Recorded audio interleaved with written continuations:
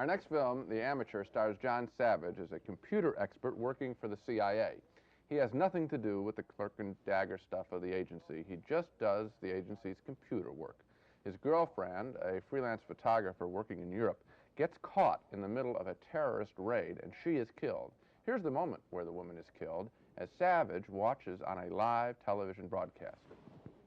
Yes, come to the information section. You!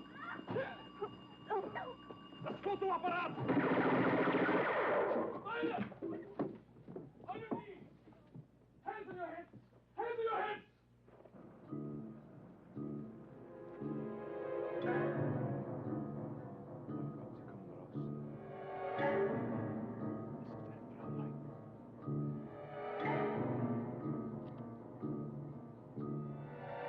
The murdered hostage was identified as Sarah Kaplan, 29 years old. She was originally from the small town of Saybrook, Connecticut, but she resided in Washington, D.C. At the time of her death, she was on assignment in Europe, working as a photojournalist for one of the National News magazines. After that scene, which was edited, Savage expects the CIA to help him find the killers, and when they refuse, he uses information from the computer that he is privy to blackmail the agency. If I have you right, you're asking for something, but you're not asking for it very gracefully. I'm asking for something in a way you can't say no. I have photos of those, and the negatives are in a very safe place. I've taken certain precautions, and if anything happens to me, anything at all, copies of those messages will be immediately released to the press.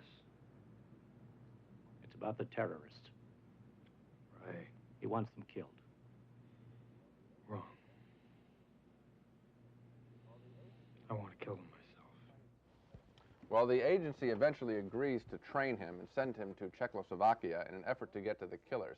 But the film is so confusing and so torturously boring that I never really could get interested in whether he hit his targets or not.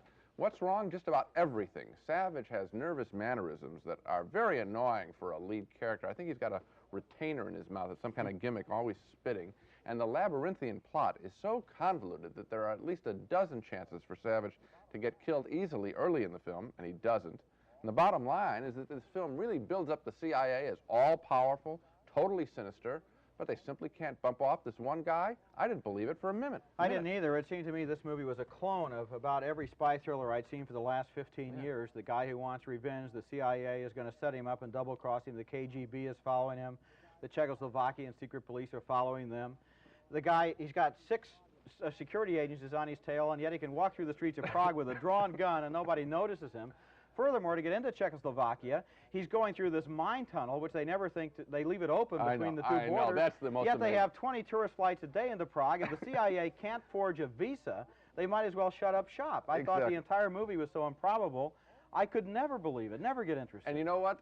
It only comes up, all these questions, there are movies, great movies with loopholes in them. They only come up when the character is not interesting. Now, that's right. Michael Caine and Richard Burton have played similar characters, and they were such interesting presence on the screen. I have to fault Savage. I mean, it's a gimmick performance. He's given some very good performances. I do not think As a he is right. He's not right for this kind of a role at this time. Anyway. Okay. Right.